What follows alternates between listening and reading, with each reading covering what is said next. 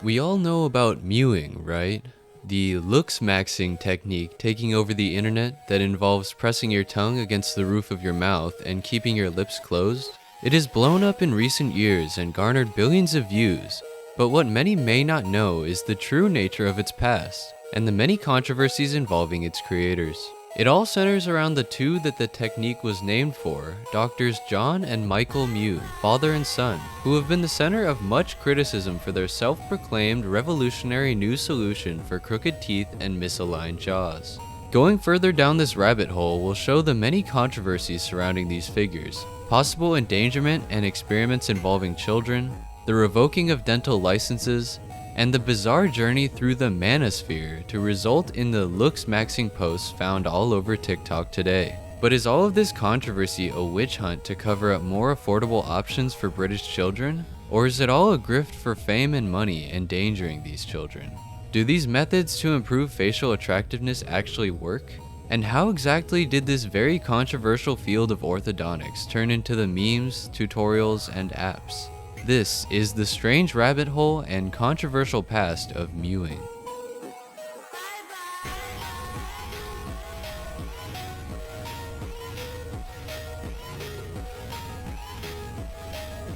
In a week's time, I go to court. And this should be known, I believe, by all the dental schools and by as many of the public as can possibly be told.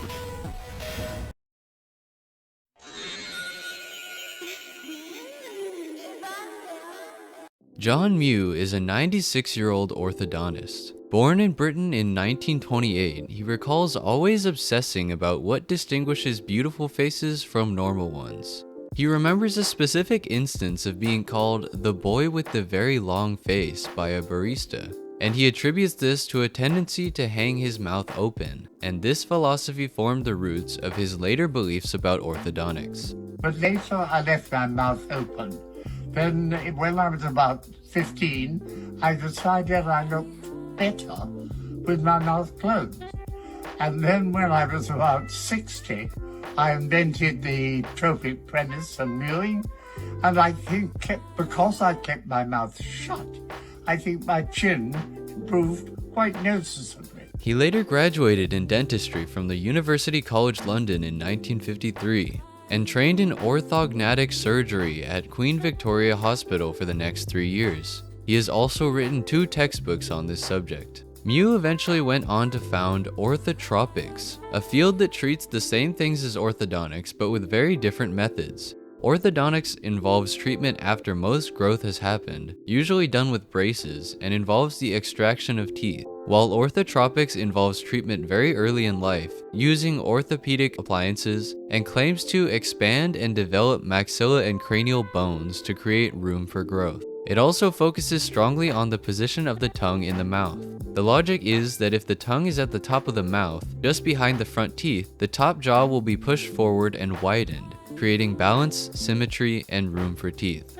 You need to keep your tongue in the right place, but the most important thing is to keep your lips together. If the tongue is on the palate, the lips are sealed, and the teeth are in contact or near contact, then the growth of the jaws will be perfect. According to a New York Times interview, John Mews believes that the proliferation of ugly faces is a modern epidemic, and that he can fix this with his work. He states that crooked teeth are not genetic, but are the result of changes in lifestyle and environment since the 18th century. He believes that this trend is traced back to the Industrial Revolution, when processed foods softened diets so that the jaws and teeth barely had to do any work while chewing.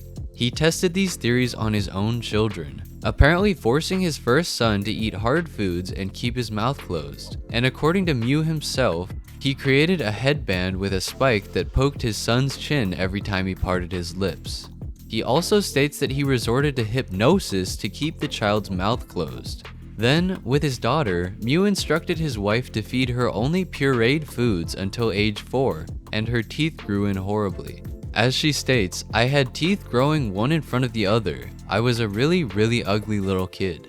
Finally, his golden child, Michael Mew, was the quote success story, who has a wide face and sharp jawline. John has used these results as evidence to support his beliefs, and he says that his overall goal with these efforts is to save the face.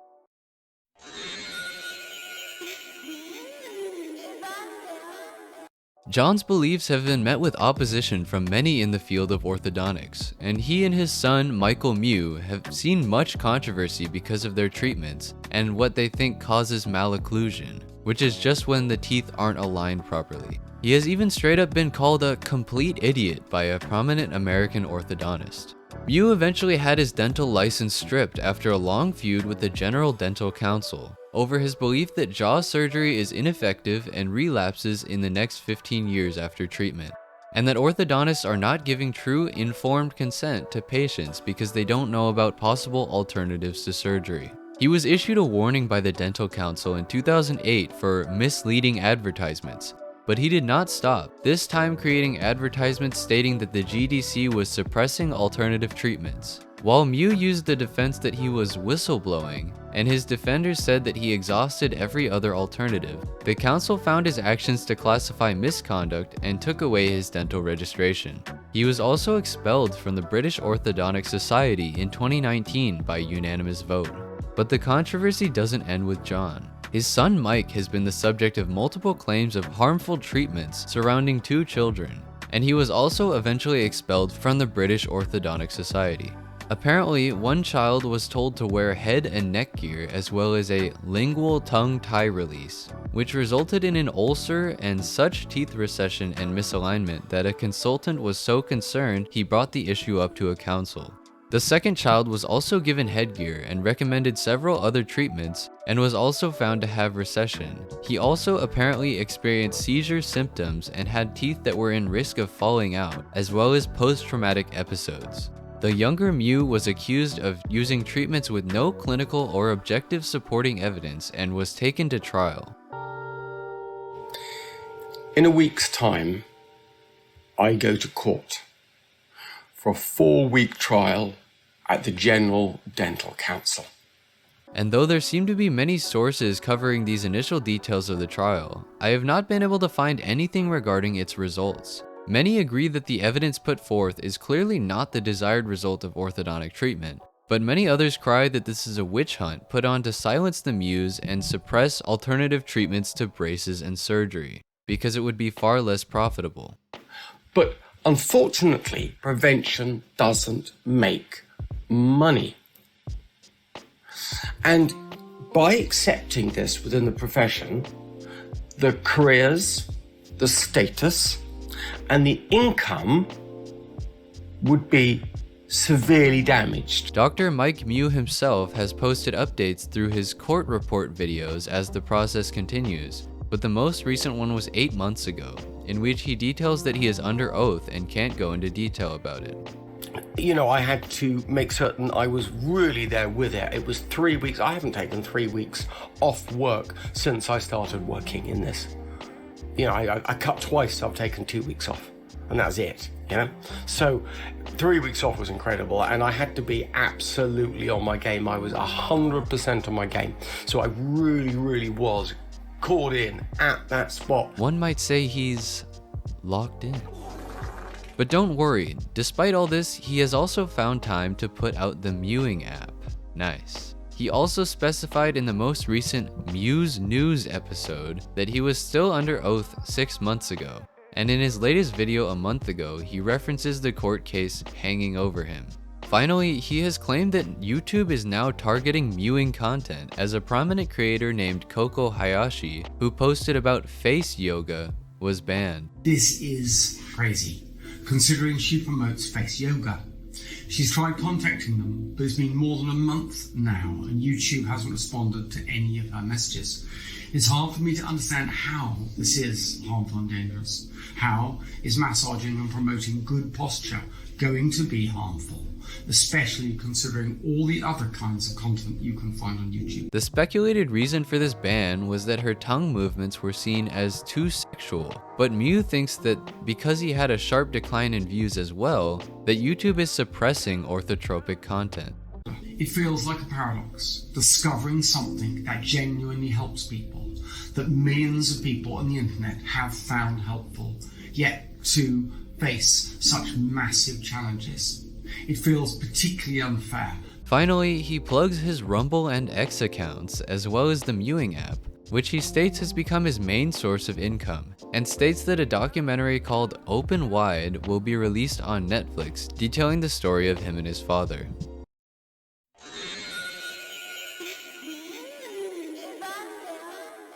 The previously mentioned mewing content was uploaded to YouTube by a channel called Orthotropics, with 476,000 subscribers and more than 49 million total channel views. TikToks involving John and Mike Mew also have millions of views. I'm actually the founder of Mewing and also of Orthotropics. So if you want a quick opinion, just ask me. Though the main component of Mewing's massive influence is through the memes and other unrelated posts that have amassed billions of clicks and impressions. Due to this virality, the message has been warped into a way to improve facial attractiveness, or looksmaxing if you will, and not just a method of correcting teeth and jaw position among young children. And went click. And the change from that point to now is extreme. So yes, he's changed. He's changed a lot. He's a different person. Now then you go back to his first photographs and you're just going, it is amazing. And how old is this person? He must be in his early 20s now. However, instead of informing people that mewing is not intended to treat adults, they have begun telling adults that they will see what's possible. As Mike Mew has said before, every single face treated by Orthotropics will be good looking. In 2012, Mike attended a convention called the 21 Convention, a convention centering around the manosphere or masculinity, in which he compared mewing to bodybuilding, saying that we should put a similar amount of work into facial attractiveness. Apparently, a video of this speech was posted to a website called Slut Hate, and gained attention and questions from Incel Executioner and Beta Gay Face. Funnily enough, this New York Times author considers the fans of mewing to mostly be hateful incels.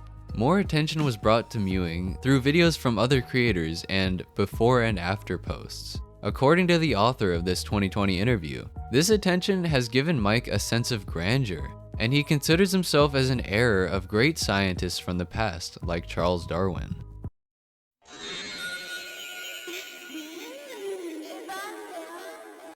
It is clear that the Mews have been surrounded by controversy, and many of their actions seem to be extremely questionable. But are these actions simply due to them being ostracized and desperately trying to promote their message? A large and possibly the most profitable chunk of dentistry is treating it as if it were genetic. I spent 6 years trying to follow the scientific process and gain change within my profession. Or are they produced by sick minds attempting to push false narratives for clout? I'm certainly not sure, and I don't purport to be an expert in the field of orthodontics, but I will say a few things. Mews claims that his orthodontist counterparts would want to suppress his methods would make sense if one considered that his solutions would be wildly less profitable. However, they would also make sense if they actually just considered him to be a liar that is pushing false information. His actions when testing his methods on children, influencing their development, and according to him, putting them through painful experiences are reprehensible. And even if he didn't have access to a proper subject pool, it's clear that this method has no scientific reliability. It is also very interesting that Mike Mews suddenly changed the overall goal of mewing, which was just known as Orthotropics before the internet renamed it, as soon as he realized that it could provide him with some clout. If the New York Times author who interviewed him is to be believed, he seems to suffer from delusions of grandeur, and it's possible that he is simply chasing clout, whether it is to honestly gain more awareness for the ideas of his father, or if it is just for the fame and money.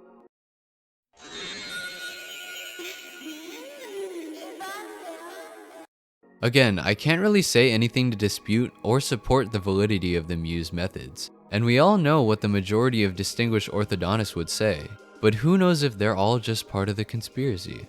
When going into this video, I was very unaware of just how deep this rabbit hole went. I knew that John Mew had an online presence and that he had been discredited by mainstream orthodontics, but I had no idea about the conspiracies, experiments, controversies surrounding his son, and the weird online culture they've cultivated. I hope you all know that I am not trying to frame this video as fact, nor am I trying to levy any accusations against anyone. I just thought this was an insanely interesting concept, and while mewing has received such a monumental amount of attention online, it seems that not many know the real story of its origins. Hopefully you enjoyed watching, and as always, make sure to like the video if you liked it, dislike the video if you disliked it, and leave a comment with your thoughts below, as well as any topics you might want to see in the future. Also subscribe to lock in and absolutely looksmaxx with a mewing streak of 10,000 days. Yeah. We were talking a lot about the back of the tongue. I know, the pharynx, yeah. No, the back third of the tongue. She showed me a technique for getting the back third of the tongue on the roof of the mouth. But you can't, it's attached to the larynx. The back third of the tongue? Yes. Where do you think the tongue stops? It goes all the way down. It's attached to the larynx. Yeah, The the vertical. bottom. That's the bottom of it.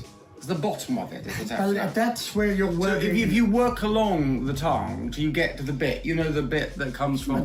What is it called? The V-shape bit where all the glands are. Yeah, the V-shaped bit, you know, the back Yes, third. but that, Yes? well, that is, the back third is very, very tough, because the tongue goes from the tip around that. Yeah, but We need to look in a dictionary to find a proper word, because...